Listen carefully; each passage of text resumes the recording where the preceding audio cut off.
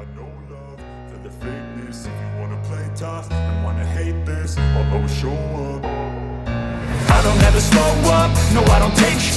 I got no love for the fakeness. If you wanna play tough and wanna hate this, I'll always show up and make a statement. I don't ever slow up, no I don't take sh**. I got no love for the fakeness. If you wanna play tough and wanna hate this, I'll always show up and make a statement. Everything I do so instinctive and so passionate. Every word I move so descriptive like an adjective. I got a vendetta against people who patented being negative when you should be getting after it. I got facts over tracks, this and that. Spitting slow, spitting fast, I could roast, I could gas. Think I'm okay at last, but I don't know if that can erase all the past. And the pettiness, a reflection of the emptiness. Hilarious, you think you're with my time, you're delirious. Mysterious, because you hide behind a fake exterior. Inferior, you know I'll always be a bit superior. Get off of me, this ain't no humble brag. I want you to hear words, you can say them back. I want you to feel free from the chains at last, and to believe in what you got, it was built to last, yeah. Now that I've been put through, I never got anyone's help. I had to do it all myself. I don't ever slow up, no I don't take sh**. I got no love for the fakeness. If you wanna play tough and wanna hate this, I'll always show up and make a statement. I don't ever slow up, no I don't take sh**.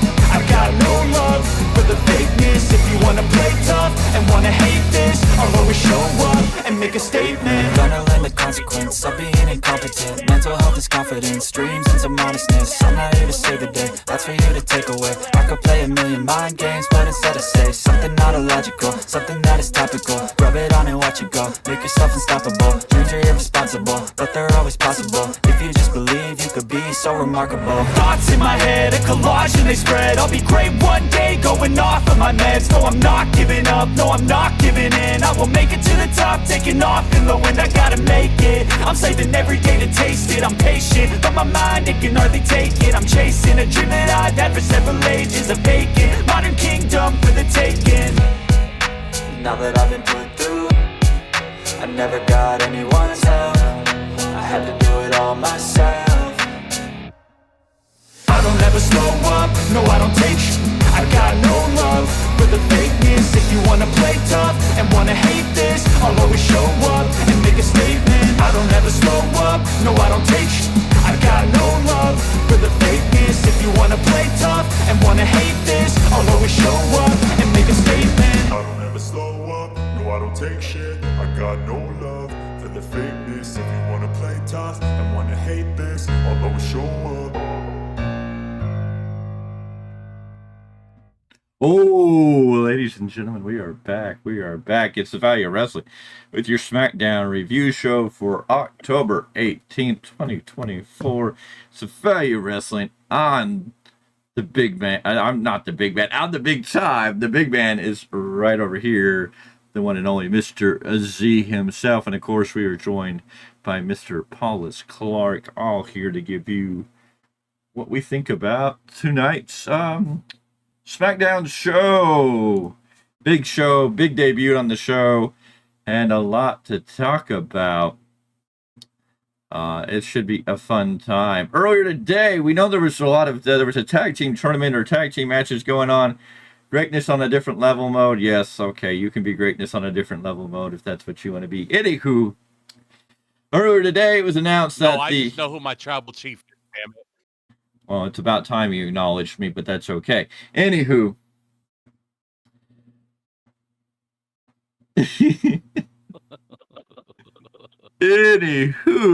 Earlier today it was announced. We knew last week there was going to be a tag match. Los Guerreros, Los whatever their names is, Los Garzas. I don't know what their name.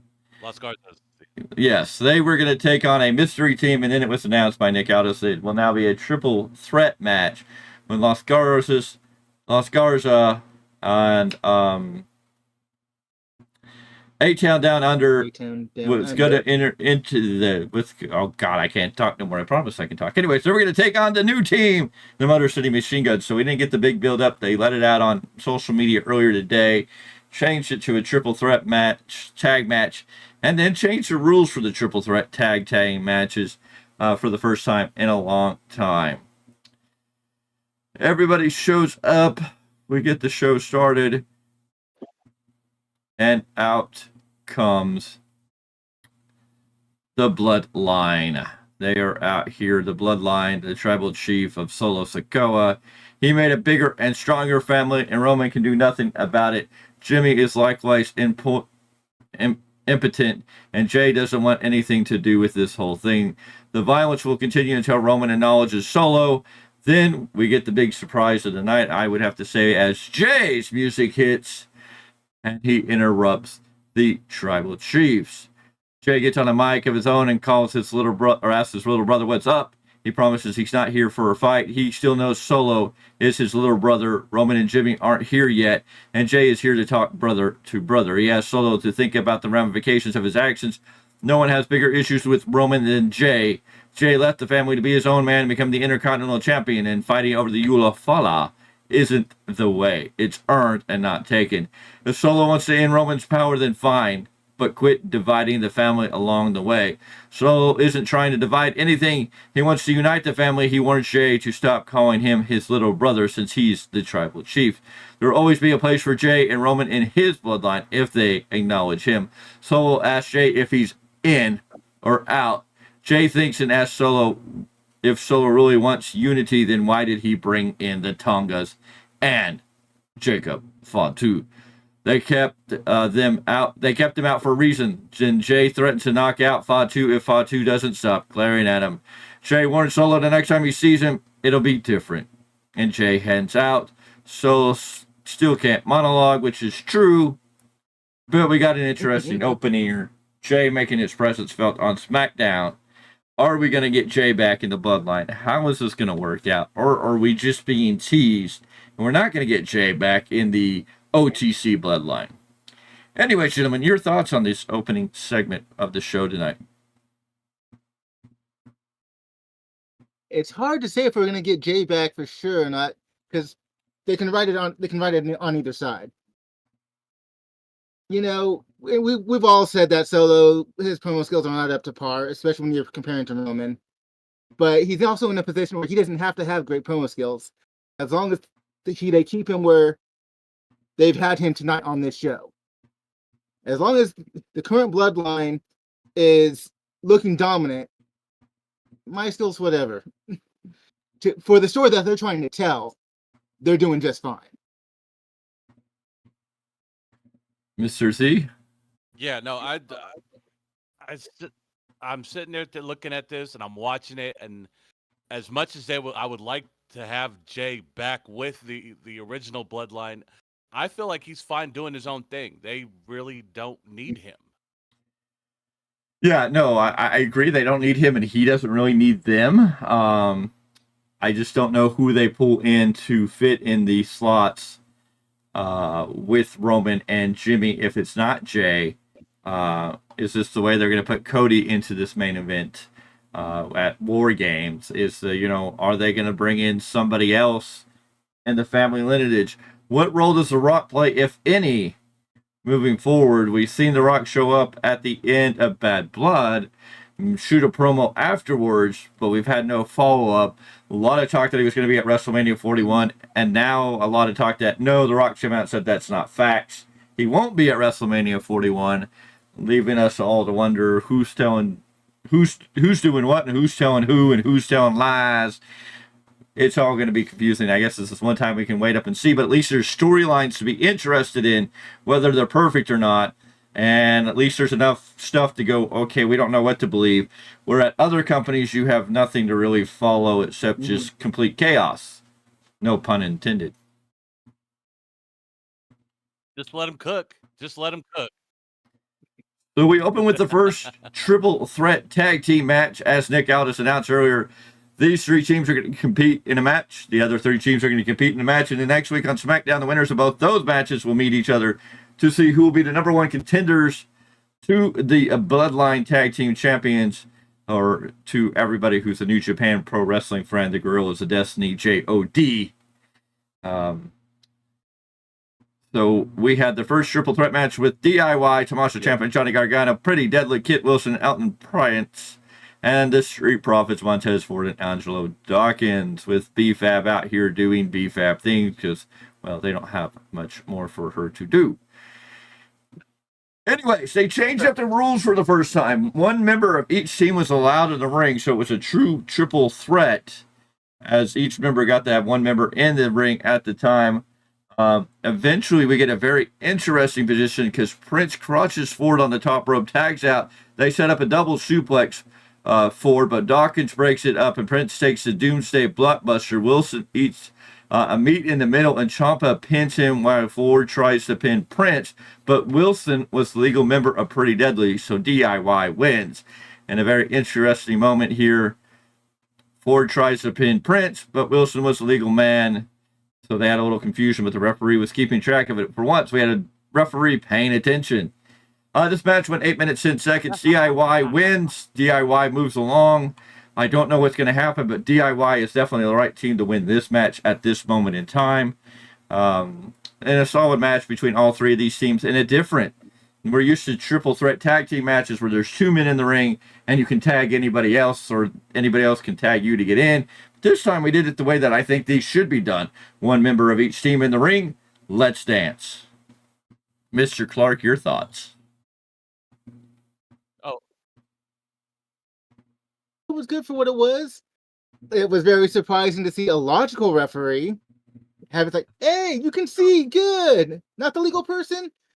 This person over here pinned the legal person. Okay.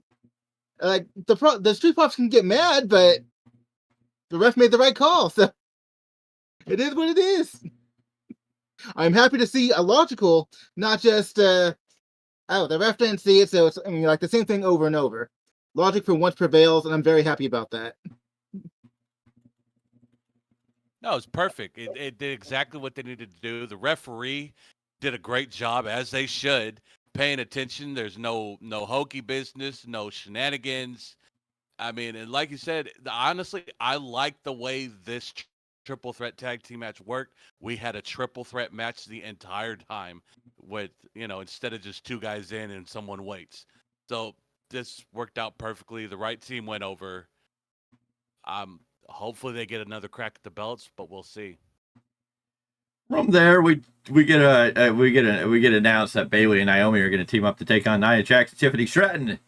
And then we go to break. Once we come back from break, we see the arrival of the Tribal Chief, the original Tribal Chief, to say, Roman Reigns and Jimmy Uso. They walk into Jay. Jay and Roman have a stare down. Roman tells Jay that he's proud of Jay for what he's done, that everyone is proud of him, that the family is proud of him. Jay responds with, no, yeet. And the Eater of Worlds, Mr. Clarke, had a little tear when he heard the words, no, yeet. Jay then walks off. Roman isn't surprised and walks off. Jimmy seems upset. We see Nia Jax in the back talking to Nick Aldis. Jax is on the phone with Tiffy, who seems to have some illness and isn't here. She assumes her match is off, but Nick says she would find another partner. In walks Candice LeRae and Indy Hartwell. Candice will be willing to help Jax out, and Nick books it. Jax tells Candice if she doesn't hold up her end tonight, she'll end her. To the ring, it's going to be Piper Niven with Chelsea Green taking on Lash Legend with Jakara Jackson.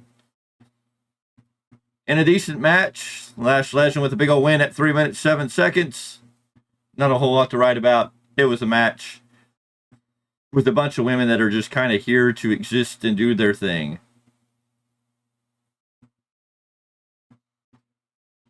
Your thoughts, gentlemen? I mean, there's not much to put there. No, there's not much to write home about, but I mean, it's good to see NXT talent getting showcased on SmackDown. The fans getting to know them better. If you're not an NXT fan, those fans are like, okay, I could probably get behind this person, but it's Triple H doing what you're supposed to do with your development system. You get them up to the main roster and fill it out, see how they do. Oh, so I'm not supposed to Google it?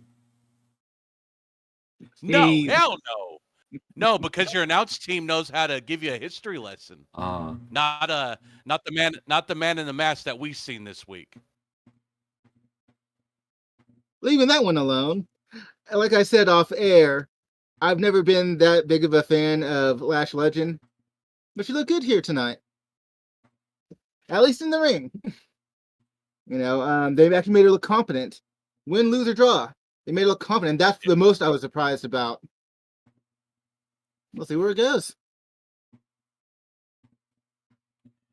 All right. From there, we got Roman and Jimmy in the back. Jimmy sitting in the wise men spot. Roman wasn't very happy about it. And then we see the Saudi belt being brought in like it's a priceless jewel, like it was Chris Jericho's AEW title after he had it stolen from him. They had some top-notch security. I think they had more security, more tighter security around this tacky belt than Donald Trump does at his rallies. Oh, did I say that out loud? My bad, your fault. Anywho. Woo! Woo-hoo! We get the title. Cody comes out and does a speech about what if we would have seen Bruno Sammartino wrestle Harley Race, Nick Bockwinkel against Ric Flair, or Goldberg against Stone Cold Steve Austin when they were all champions in their prime, in their big moments. Well, Crown Jewel, we're going to get a moment like that because Cody's going to take on Gunther. He invites Gunther to the next SmackDown so they can go face to face. He thinks he's winning the title and puts the belt over, but more relatively, we all know he wanted the John Cena schedule. He's been doing the nights in and nights out. Cody does his promo. A solid promo here from Cody. Don't really know if I care. I mean, the match and Cody and Gunther and Cody, great. Don't know if I care about the title being on the line. Like, it doesn't, I'm like, I could care less about the title. Let's just let these two men battle. The only thing is, it's really hard to kind of predict a winner here. I think, you have to keep Cody strong, but you also have to keep Gunther strong in this. So it's going to be very interesting how they protect both these men in it. I'm assuming Cody is probably going to go over for this first title round. They have to do, it just sounds like this is going to be more suited for a Cody moment. And they're going into Saudi. So I think Cody's probably going to get over more than Gunther in this moment. But it'll be a definitely wait and see. Gentlemen, your thoughts on Cody's promo for this title? Fine promo.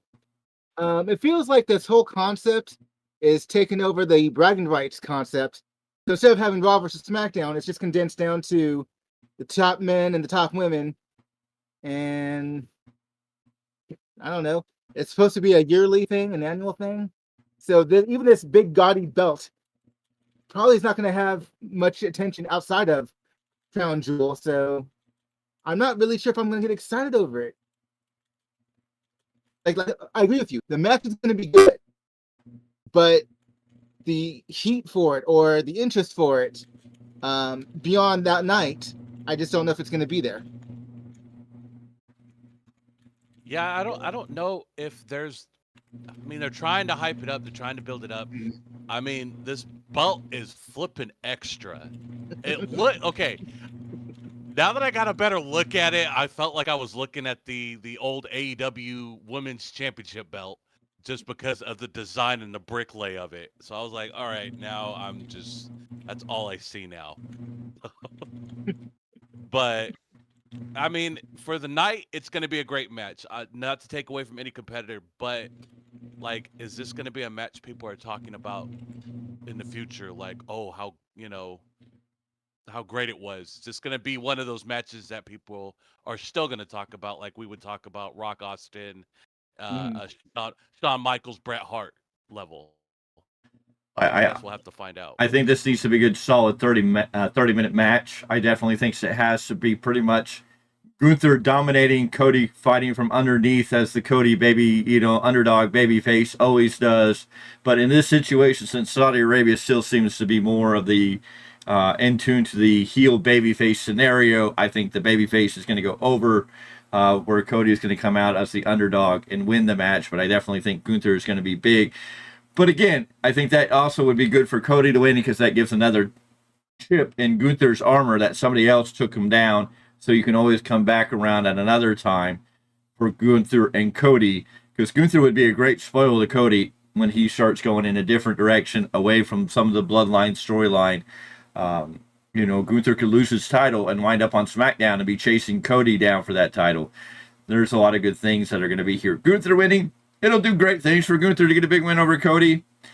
but I think this story might be better with Cody. And Cody I think Cody is the face right now. So I'm going to assume that he's probably going to stay on top.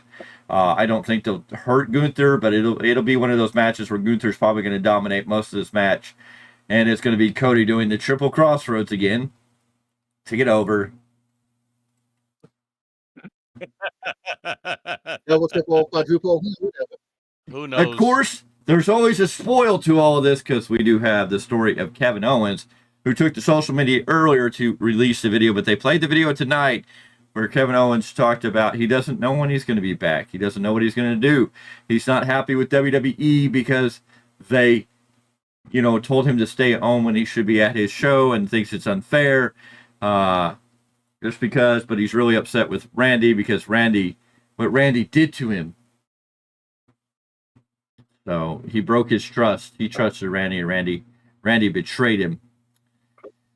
A good vignette here by Cody. A good job by WWE to be doing this on social media and letting this all come the way it is, making it more realistic in a sense. Like this is actually Kevin Owens and how he feels, a more leveled. The only thing that's interesting here, you want to be mad at Kevin because he attacked Cody, but then when he does this video and feels disrespected and plays on the heartstrings a little bit, you feel sorry. You're like, we need justice for Kevin Owens. So it's like, how is this character going to play out? We know Kevin Owens is probably going to come back as heel Kevin Owens and do all this dirty stuff. But I mean, in this video, you kind of feel bad. Like, well, he did elbow Randy, but it was kind of on accident. But Randy kind of gave him a receipt for punching him. You understand why Randy kind of did what he did. But it's like you kind of want to justify Kevin Owens in this moment. You're kind of like, I don't know how I quite... I want to be mad at you, Kevin, but when you do this, and it's like, oh, I feel like this is real. And no, don't go away. You need to stay. So some good shit here. Really good, solid stuff. Yeah. And here's the other thing about that, though. Kevin Owens hasn't officially been able to tell us the story of why. We have all our opinions and beliefs on why he turned on Cody, but he hasn't said officially why. Yeah. And I think that's also a major point that they're going to circle back to. Yes. We got something interesting cooking here. I mean, if you people are not understanding, going, oh, Cody's boring, the storylines of WWE, they're boring. I don't know how this is not boring. This is very interesting. This is very on the realistic level because you're kind of like, okay, they're definitely blurring the lines here just enough to make you kind of go, okay, how should I feel? And that's when wrestling's good, when you don't really know how to feel or who to hate or go, I don't know what to do. Anyways, we come back. Definitely. We come back from this promo, and Randy is in Nick Aldis' office, and Randy wants Kevin Owens at Crown Jewel, but Nick Aldis is telling him he can't make it happen. Randy isn't asking permission. Aldis says he can't make it happen. Randy's like he doesn't care, and Nick says, I don't have the power. Randy looks at him. Yes, it's coming from up above. Randy looks up to the ceiling and goes, then I know who I need to talk to. So I'm sure we're going to be seeing a very, very interesting segment between Randy Orton and one Paul Triple H Levesque here shortly.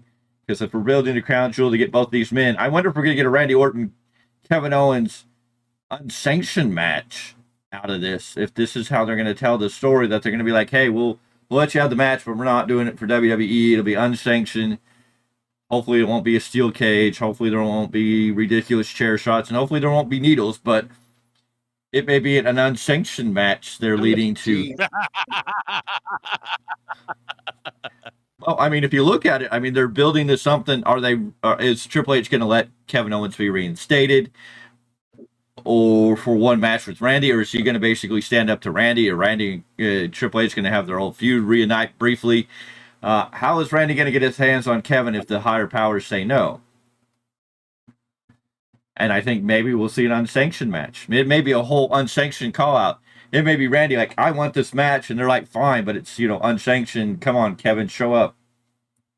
If you show up, I'll be there. We'll have the match, regardless of what any of these idiots say.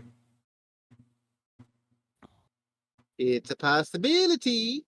I'm all for it. They're telling a great story. To the ring, we get A-Town Down Under. And they freely mention the machine guns, the guns who as they go out. We get Los Guerreros as we're coming back, and then finally we get the Motor City Machine Guns with Fist Up music. Alex Shelley and Chris Sabin making their debut in WWE all these years later. And it's interesting to think that last year's Slammiversary, we had Nick Aldis and I believe, like I said, Alex Shelley, or was it Chris Sabin wrestling in the main event of Slammiversary. And now here they are on WWE TV together. Motor City Machine Guns have arrived. I feel the surprise could have been better if they would have let them just come out as a mystery team than announcing it, but I get it on both sides. Their music, I don't know. They look good. I just don't know if everything in their entrance and music was the best at this moment. I don't know. I guess I have to let it sink in. I mean, Mr. Clark's probably going to know if this is better theme or worse theme than TNA, Motor City Machine Guns. Yeah. But overall, we got a damn good match between all three of these teams. The match went 8 minutes and 50 seconds. Theory then disposed of Berto Sabin with a blind tag. Then the Guns hit their finishing on Theory to get the pin. So next week, we're going to get the Motor City Machine Guns versus DIY. And ladies and gentlemen, next week's SmackDown is going to be one to watch just for that match. You're talking about some of the best talent in the business when you look at the Motor City Machine Guns. Chris Sabin and Alex Shelley going in a tag match against Johnny Gargano, Johnny Wrestling, and Tommaso Ciampa. This match, they could do all of SmackDown and just let these guys wrestle, and it would make a great SmackDown. This is going to be a banger of a match. I hope they give them a long time with this tag match. I don't know who you let win, though. Do we push the Guns to the title match already, or do we let DIY win? Or are we going to have a breakdown in the system? Are the Street Profits going to feel like they got slighted? Is somebody else going to interfere? Will the Bloodline or the Guerrillas of Destiny interfere and cause a DQ? Will we get a triple threat match at Crown Jewel? How is this going to end? Because, I mean, DIY needs to win. Motor City Machine Guns need to win. Should we be putting the Motor City Machine Guns into a match for the tag team titles this quickly where they might not win? I don't know. Gentlemen, your thoughts on this? All right, let's start with the music. Because presentation means a lot, especially when you're debuting new characters for this company. Being WWE, having the option or having the chance to have seen what they did in TNA and been familiar with the music, the TNA music was better. I'm sorry. It was more emotionally invested in their music there than I am here. And this is the land of WWE, where they do everything big. I was just like, how did they mess that up? But notwithstanding, the talent's still going to get over. Motor City Machine Guns physically still look good. They look good in the ring. They're going to do their thing. They're still going to get over. I'm disappointed in the music, but we'll move past that. I actually like the fact that their first opponents were A-Town Down Under. And, throw the Garzas in there just because they need something to do. We pretty much knew from this from the start, the Guns were going to go over. Yeah. Now, where they go from this point, as Big Time has already kind of laid out for everyone, we'll see. There's different situations, possibilities, and it also depends on, is the point to keep the titles on the Bloodline or not? Yeah. Because if that's the point, then it won't matter which team wins next week. No. But you don't really know, and all are good options. Yes. And the bottom line, it's going to be a damn good tag match next week. For sure. I'm looking forward to it. I mean, when I seen what that was going to end, if they could give them 45 minutes, even 30 minutes, I'm all invested in it. That's going to be a great match. But can you have the Motor City Machine Guns lose but still protect them? That's the only thing I'm worried about. You can. It's just going to be. It's going to be interesting. It depends on what they do. Yeah. I feel there's going to be shenanigans because I don't think they want to DIY or Motor City Machine Guns to take an L in this match. I think we're going to get shenanigans. We're going to get. I'm fine with that. Whether it's A-Town Down Under that comes out and costs them a city, and that might be the best bet. let A-Town Down and Under come, cost the Motor City Machine Guns to win, so you can build a feud between those 4 men. That'll be awesome. But I mean, Hunter, shenanigans aside, that you need to at least give these guys 20 to 25 minutes before you pull the shenanigans. Give us a real tag match here, because these guys will tear down your house for you and then rebuild it. But that could be interesting. It's going to be real interesting. Yeah, I want these guys to go to the back at the end of this match and say, "Follow that." That's what I want. And I'm glad to see. For the ending, really, Go ahead. you only have really 2 options. You either have shenanigans, or you have a rare, honest mistake, and then somebody gets pinned. Well, unless they're Shenanigans has really been leaned on a lot, over the years. So I'd actually almost be hoping for like maybe an honest slip up, personally. I don't know if they're going to do that, because they're kind of doing stuff with that with Kofi and Xavier, and they've kind of got a little mixture there. That's fair. So unless you're going to unless we're building to a Ciampa turning on Johnny Gargano and the end of DIY before they really get going, I don't think it'll be that way. I think I know that's going to be somewhere in the line of the story, but I think it's too soon to do it. Right. So because you're not gonna have Shelley or Sabin slip up yet. So if you're talking about a minor mistake, it's going to fall more on DIY, because you don't want to make the Motor City Machine Guns look bad in only their second match.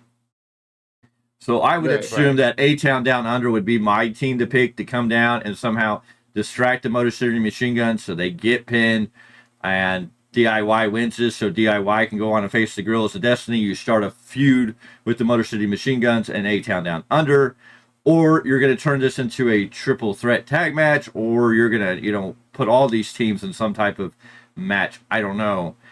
It's just going to be interesting how they're going to weasel this way out, because I don't think either team really needs to take the L. Could either team withstand the L? Yes, but I don't know if it's Motor City Machine Guns without something in their second match taking an L.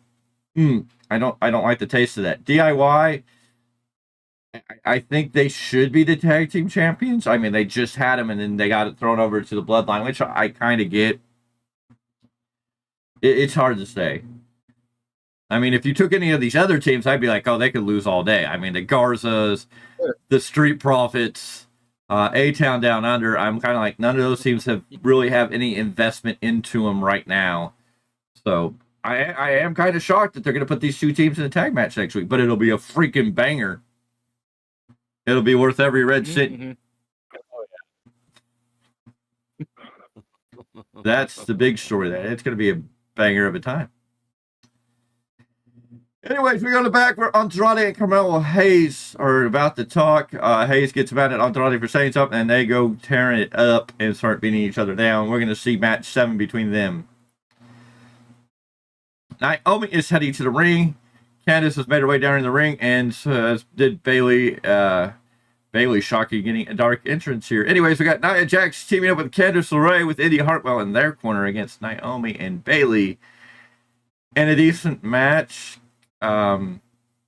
Naomi kicks Jax, then hits a heat seeker on the apron. Naomi with a suicide dive onto Jax, but Candice punches Bailey. When she tries to dive, Candice gets yanked down on the apron, then sitting in the ring. Indy shoves Bailey into the ring post and sends her into the ring, where Candice LeRae hits a lion salt. And in the biggest shocker in history of SmackDown, at least in the recent while, I mean, in a shocking moment, more shocking than the attendance of AEW Dynamite in San Jose. I mean, this was, I think everybody had to stop and go, what? Yes, ladies and gentlemen, Nia Jax and Candice LeRae get a win as Candice LeRae picks up a pinning victory over Bailey. And yes, I know there was a little bit of shenanigans, but again, Candice cleanly pinned Bailey in the center of the ring. And nothing against Candice. I absolutely love Candice LeRae. I wish she would be featured in a better way. And let's step back briefly. They acknowledge Candice as the first ever women's speed champion, as much as they also acknowledge the history of the TNA championship, the tag team championships, with the Motor City Machine Guns. So I do got to throw that in there. But yeah, I mean, I'm not mad because I'm kind of like Candice getting a pin and a victory here. Granted, there was shenanigans, but I'm excited to see Candice LeRae get a pin on somebody on a show that's not Speed. I know Speed is good and they're doing their thing, but this is big for Candice. Gentlemen. Yeah. The funniest thing to me is that Candice LeRae was very popular on the independent scene before coming to WWE. So anyone who's actually at least seen clips, if not, full-blown matches, knows that she can work her ass off. Yes. In her time in WWE, she has not been showcased necessarily. Well, NXT, you could also make arguments. Yes, NXT, she was good. But in main roster WWE, they just... I'm not saying that she needs to be Superwoman, but, they could have done better. So seeing her get a nice win tonight is kind of vindicating, even if it is over Bayley. Yes. Who is credible. Yes. But it's not the champion right now, so it helps lend credence and credibility without hurting anyone else. Oh. Bayley can take Bayley can take this L and ain't gonna hurt her because she knows she's gonna get her win back eventually anyways. Yes. No, yeah. Huge night for Candice LeRae is all I gotta say. Yeah, definitely. Like you said, the credibility is important. Her getting a win, hokey business or not, it's still a solid win over Bayley. Like Mr. Clarke said, we've seen Candice LeRae on the independents, hugely popular, and with NXT, she was really popular there until a certain individual got a hold of everything and turned her into God knows what. But, but yeah, no, I'm fired her, pal. Oh yeah. Then like I said, she's picked up a big win. I'm okay with a heel Candice LeRae. I mean, let's see what happens, because I mean, I was so used to her smiling and waving at the fans, and now we don't get that no more. So it's definitely different to see. If there was anything great about SmackDown tonight, Candice LeRae got a win. We had some high moments there. If you're not a Candice LeRae fan, I know you're never going to get it, but hey, it's a big deal to us because we love Candice LeRae and know what she can do, and her getting a win tonight, getting a pin on somebody was huge. That she got the pin. Wasn't in the tag match that her partner got the pin. She got the pin, and she pinned Bayley. I mean, I don't know how to emphasize that to really sell that, because that really needs to be sold. It is definitely big deal.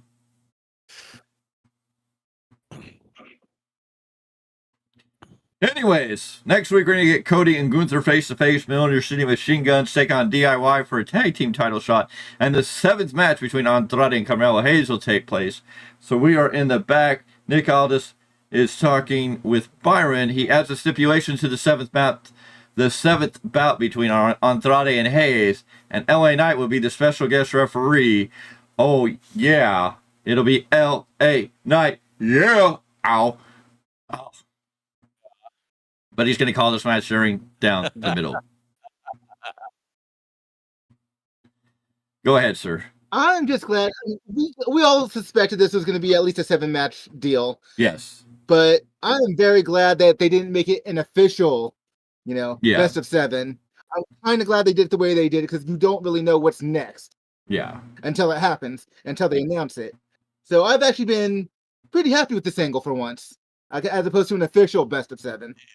We're gonna get a solid tag match, and obviously we're gonna get a great singles match from Andrade and Carmelo Hayes. Mm-hmm. Oh yeah, I mean, already alone, you get both these teams, both of these matches, give them 30 minutes apiece. I'm good to go. with the 3 segments they have planned out, where they have Gunther and Cody, Andrade versus Carmelo with LA Knight as a special guest referee, and then the Motor City Machine Guns versus DIY. There's a whole 2 hours of SmackDown you could fill and be happy. You don't need a whole lot of other stuff in between there. I mean, you could have some promos in the breaks, but I mean, give these guys the time to really send this. Could be a great show. Mm-hmm. Anyways, Roman is headed to the ring as we go to break. As we come back, the fans are chanting OTC, OTC. At least WWE fans know how to keep a chant alive and loud, unlike an AEW crowd. And we're going to talk all about that tomorrow night as a special edition of the weekly roundup's going to take place on Saturday night at 8 p.m. Pacific time. We will be back with that special weekly roundup because Sunday, of course, me, the big man, Mr. Z, and the medium-sized man, the big time, that's me. You know what we do. We're going to SPW, Ghouls, Frights, and Wrestling Tights, October 20th, Sunday at the Soccer World Indoor Arena in Elk Grove, California, or the SPW Arena. It's going to be a fun time in the old town tonight. And if you're in the Sacramento area, tune in to Good Morning Sacramento as the whole SPW Training Academy is going to be on Good Morning Sacramento, or Good Day Sacramento. That airs Sunday, 7 a.m. to 11 a.m., all before the show. They're going to show you what they're going to do and why you should be excited and why you need to get out to this show before it all begins. Me and the big man are going to be there. If you haven't seen the tweet, there's going to be sexy grandpa signs for everybody. Let's come out, help us out, come to our table so we can create the first ever sexy grandpa section. Come join us, and we're going to create the sexy grandpa section. You can get your sign. When the sexy grandpa comes out, you can put up your sign and celebrate the sexy grandpa at Ghouls, Frights, and Wrestling Tights, October 20th. Lots of great matches. It's a Halloween event. Come dressed up. There'll be a costume contest. There'll be candy given away. Me and Mr. Z, we're going to have stickers to give out. We got the sexy grandpa posters that we want you all to come over and grab so you can be part of the sexy grandpa section. Yes. It's going to be a big deal. We want to start the sexy grandpa section. These are signs you're going to be able to keep and bring back to every SPW event so you can show support for your sexy grandpa. It's going to be a fun time. We're also going to have some posters there for purchasing. You might get our own autographs and pick them up and have a little collectible item along with so much else going on. We don't know if there's any big surprises. As I tell you, the big man, Mr. Z, needs to be his best Matt Cardona or do his best Matt Cardona impression, as he needs to be always ready. Yeah, I laid out the gauntlet, and I'm curious to see if someone's going to answer that challenge. So Who wants to etch their name on the world tour? So we'll see if the Halloween show, the biggest show of the year, even Scoot Robertson will tell you it's the biggest show of the year. All you got to do is go watch the latest Scoop with Scoot to talk about it. It's going to be a big deal in Elk Grove, California. Come out and check it out. And if you're not coming out to Elk Grove, maybe you live in the Lower Valley or you're looking for something to do tomorrow, Saturday, October 19th. I am searching for something. Yes, give me 1 second. I got to be careful how I turn. Yes. Anyways, if you're going to be in Roseville tomorrow morning around the times, you can go to Barrios Toys there in Roseville and check them out. As who's going to be there? Well, you say his name on. Yes, Joe Hendry is going to be up at Barrios Toys tomorrow at a meet and greet. Barrios Toys in Roseville. Between 1 and 3, he is going to be out there. So you can do that. You can still, as I see here, there are still tickets for sale at Eventbrite. You can get his autograph. You can get a picture combo, photo opportunity. You can. They don't have any more VIP celebrations, but they still got some tickets for that. And then you can either jump on the bandwagon and follow Mr. Joe Henry down to Atwater, California, where Fighting Spirit, the true fighting spirit of professional wrestling, is going to be hosting an event where Joe Hendry is going to be there. You can go to fightingspiritpro.com to check out the information on that. He is going to be there, and everything is going to be awesome. So that's all going on tomorrow. And then, you know what? After you've done that, after you've gone to Roseville, after you've gone down to Atwater, you need to get back to Elk Grove for SPW, Ghouls, Frights, and Wrestling Tights on Sunday. 4:30 stores open, 5 p.m. is bell time. Some of the best matches. Guapo Lupe, Scoot Robinson going one-on-one. The Honor Society, the team of Drake Frost, the newest collectible Stampede Chase champion. He's going to be in action teaming up with Sir Samurai, the sexy grandpa himself, defending the SPW Tag Team Champions in an open challenge. Who is going to show up and answer that open challenge? I don't know. We also have some great action, as I believe Agent Andrew and Bryce Cruiser are both going to be in separate action on the card that night. Let's see what else is on the stacked deck. I know we got to finish up. And if you were watching AEW, we got that fatal four-way for the Extreme title. Yes, that's going to be Jack Tracy putting on the Extreme title against the Metal Mechanic Bobby Callahan, our buddy Daniel Torchy, and Eliza Hammer all going to be competing for that title. So that is going down. And of course, the Halloween Battle Royal, the Costume Battle Royal, that's going to be a fun time in the Old Town tonight. And of course, the main event, the reigning, defending, undefeated, undisputed, over 365-day reign as SPW champion, the Dark Fox Illumide, the Obsidian Adonis, is taking on his biggest challenge to date. When he steps in the ring with the mad, crazy freak, the Joker of wrestling, I would say, the man who caused me to have this much pain and suffering, the man who put me in this position at Collectible Stampede in Woodland at the beginning of the month. The Freak, as he wanted to be called, Jekyll's. Yes. So Illumide and Jekyll's are going to go one-on-one at this show. That title is going to be on the line. It's going to be a big, big deal. Now, I have a question for you, Big Time. Yes. Do you think last night's preparation that the Obsidian Adonis had got him ready for Jekyll's?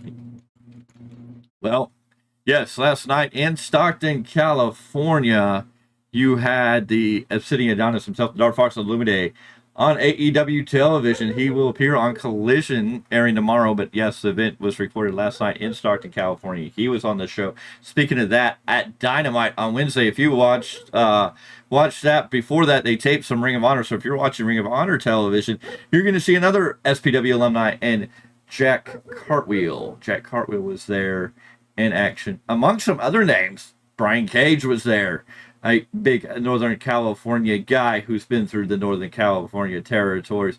Somebody that you can hear about in the interview we had with AJ Kirsch, talking all about him. Anyways, ladies and gentlemen, SmackDown ended with the OTC, the original Time Chief, coming out and talking. Solo came out.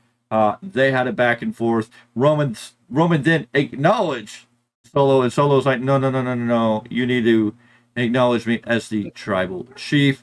All hell broke down because Roman snapped, and Solo said, see, you haven't changed, so I haven't changed. She snapped his fingers, sort of, and out came the rest of the bloodline, dragging Jimmy with them.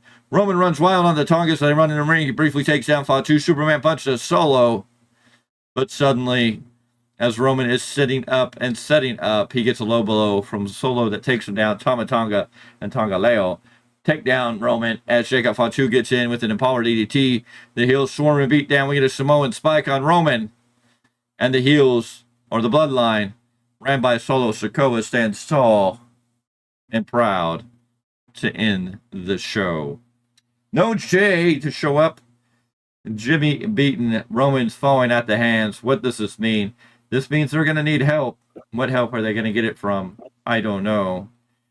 And by the way, Joe Hendry's been hanging out with Danhausen all day. So if Joe Hendry is hanging out with Danhausen, that must mean Joe Hendry is a CM Punk fan. Exactly. Thank you. Anyways, how did you guys feel about the ending of SmackDown tonight? You know, it was solid. It's good build. You might as well go that route. You're gonna have to. You're building to a big climax of a match. You might as well have the baby faces fight from underneath. I'm not complaining about how this went down.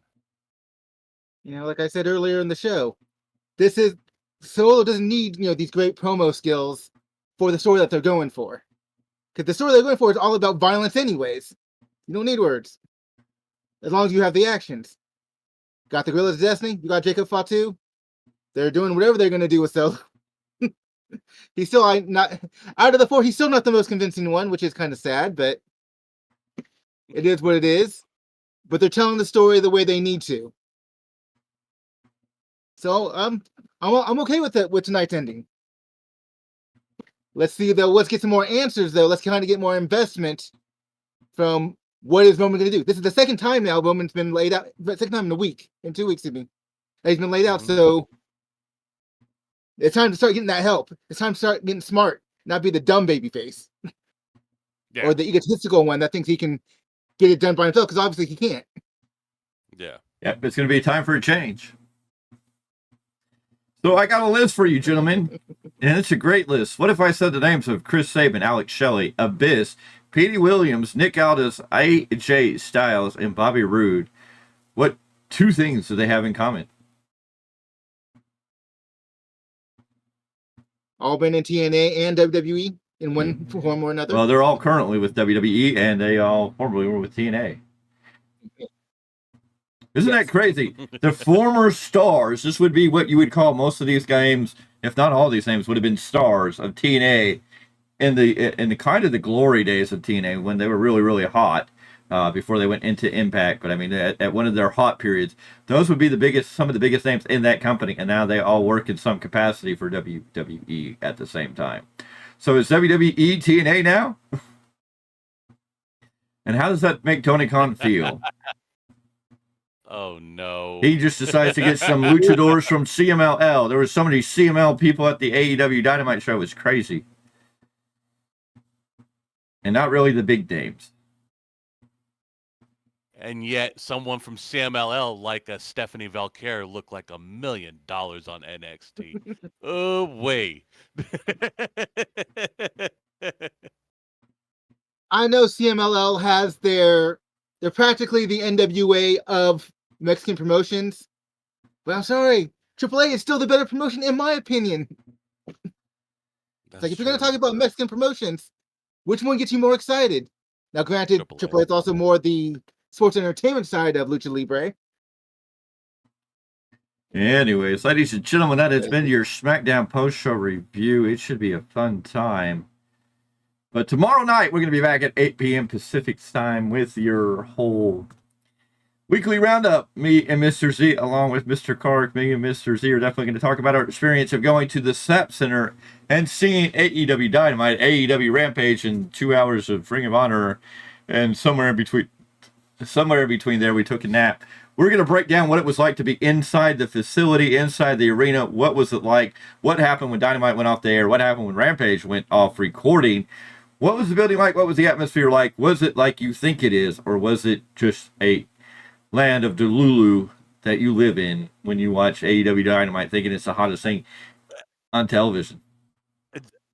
Just so you know, folks, we did take a video at the beginning of the show when everybody was filing in. So, folks, we were not being biased. The doors were open. They did have matches going on, but that merch line was unbelievable on the outside. So we did justify that. Yes, the doors just opened. Don't worry, it should back out. Well, we're going to get into all the details of how packed the house got, what it looked like, what the crowd, what the vibe, what the feel. There was so much to talk about. If you want to hear what it was like to be inside an AEW show, you need to be here tomorrow night. We're also going to talk about the big news coming around in WWE as the rumors are circulating hot and heavy. And his merchandise is back on sale at WWEshop.com. Yes, Brock Lesnar. Is he about to come back? And we'll talk about how many times did Tony Khan decide to show up at the AEW event, even though he wasn't on TV, and did he repeat his lame joke about Time Cop? That's what you want to catch tomorrow. And then we're going to get you definitely prepared and ready for Sunday for SPW's Ghouls, Frights, and Wrestling Tights. It's going to be a fun time. That's going to be a big, big event. We got a whole lot to talk about. We got so much to get into the juicy end of the deep end of it all. So you need to come back and join us tomorrow. And then Sunday, be ready. It's already up on the channel. You're going to see me and the big man. Ghouls, Frights, and Wrestling Tights. SPW's big event. The biggest event of the year they are talking about. And then we're going to get excited. We're going to bring you that event, all the details, all the fun talk there. It's going to be another busy weekend because we're doing a Friday, Saturday, Sunday, Monday, back to back to back to back events for some of us. And it's going to be a workout. So yeah, and folks, grab your favorite drink, grab your favorite cigar. Tune in to us tomorrow night, folks. We're gonna have a good time. Oh, you better believe that. And of course, tomorrow, This Week in Wrestling History, episode number 2, is going to come out covering this whole past week and what has gone down in professional wrestling. So be ready for that to come out sometime tomorrow. And then we will get together and we will talk about all the crazy shenanigans that made up AEW San Jose, Brock Lesnar, and so many of the other stories, so much of the other stuff. We're going to get you more hype for SPW. And so much other stuff. I will break down New Japan Pro Wrestling's Royal Quest that's going to happen tomorrow night. So yeah, that's going to be a busy night for me because then I have to get up, get ready, and roll out on Sunday. So you're good. You're very fun. You're good, bro. Bruv, let's go, bruv. All right, bro. All right, bruv. Bro. Oh no. Bruv. Bro. Bruv. Bro. Oh, can you bruv, do the join can, in? Come can on. you do the Mr. grind, Clarke. bro? Oh, I can do the grind, bruv. I got you. In this place, bro, you got to make it. You know, you got to prove it, bro. You got to do it, bro. You got to come with it, bro. You can't just be half in and half out, bro.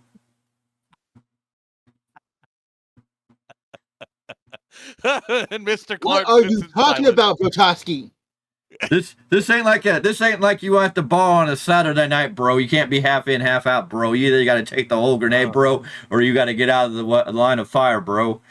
You're either going down, bro, or you're running away, bro. You can't keep up with me, bro. Yeah, no, you got this. It's all right, bro. See, bro, I know how to bro and out bro and be the bro. I think there's only one bro that might out bro me, but that's a different bro on a different bro level. Yeah, we won't mess with him. That's a Pandora's box you don't want to open. Well, bro, you and the Mr. Clarke, bro, keep calling out that guy, bro, and that guy may wind up on this channel. You may be sitting down with me, bro, to do a whole interview with the bro man, the brosif, Joe Brody, right here on the Value Wrestling. That may be a future interview because you keep calling for it, bro. So if that's Pandora's box, I hope you're ready when you. I hope you're ready when we open that box for what's to come. Well, we got to take a trip up to Mount Olympus and have a conversation.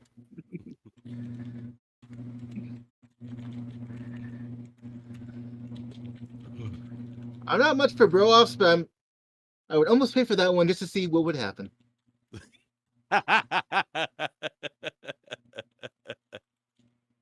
That would be very fun and enjoyable on my end, because why not? 5 hours later, they're still at it. Bro. Oh, yeah. No, yeah. It never ends. It's It's the bro that never ends. It just keeps going on and on, my friend. It's a bro here and a bro there and a bro everywhere as the bro goes on. Anyways. Killing time. And on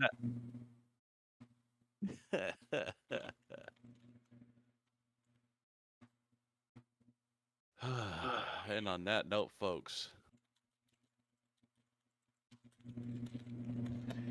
Anyways, ladies and gentlemen, this has been your SmackDown post-show review. We hope you come back tomorrow night to join us for the weekly roundup podcast, which will be a special edition on Saturday night.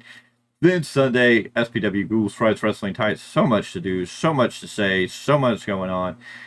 It's going to be a busy, busy weekend. And then we head into another week where we're going to cover everything in between. There'll be New Japan Pro Wrestling. There'll be stuff being posted there. And so much to take. We're going to have a brief break the weekend following, and then we can do a little trick-or-treating, and then after that, we got that Saturday afterwards. Yes, just 2 weeks from now, ladies and gentlemen, on November 2nd, it's Rumble Warriors Championship Wrestling, Rhode Island, California. We're going to be there to see that. So it'll be a fun time. Who knows who's going to show up for that show? We know El Chupacabra has been there. There's a couple other names who say they're going to ride along for that one, who might be ready to sign up for the Choppy Choppy World Tour. It may be a double take, a double sting, a double slap, a double beat. It'll be a chop after chop, but at least maybe they'll give you a little something to ease the pain or numb the pain as you drift away.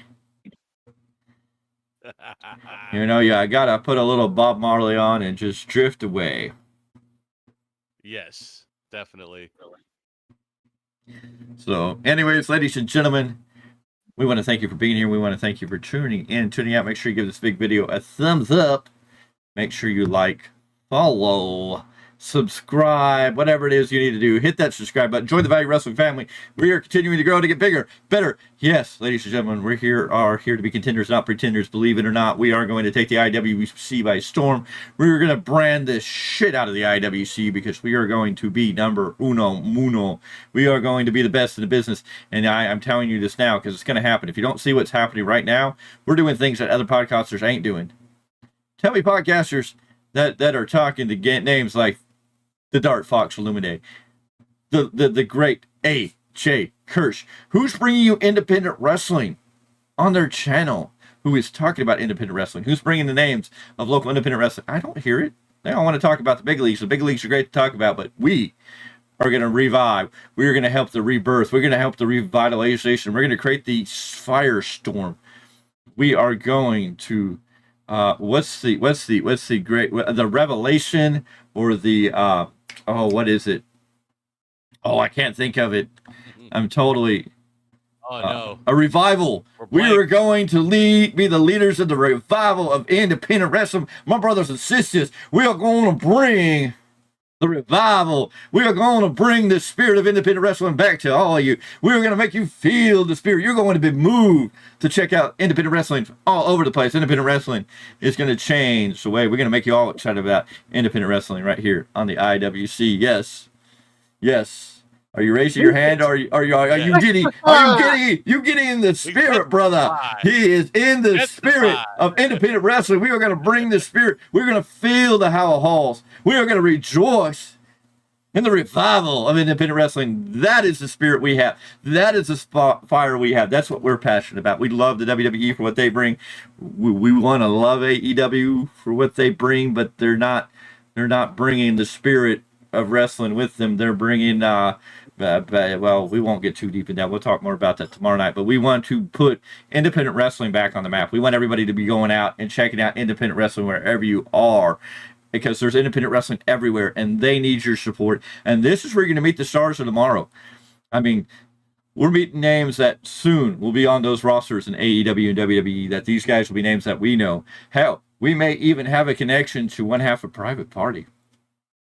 We're going to try and dig up some keys. We're going to do some networking. We're going to get some names. They're coming closer than you think. You never know who we might get on this channel, and we're gonna make changes. We're gonna show you why independent wrestling is some of the greatest wrestling out there. WWE is great. AEW has its thing. NWA is great. Ring of Honor is great. TNA is great. GCW has its own thing, but we're going to give you a spirit of why you want to watch them all, why you want to get involved in your local independent wrestling, why you want to go to these shows and support them, because the stars of tomorrow are out there, and you want to get them known now. Gentlemen, oh yeah, tell them all good night. See you tomorrow. Good night, folks. We'll see you tomorrow.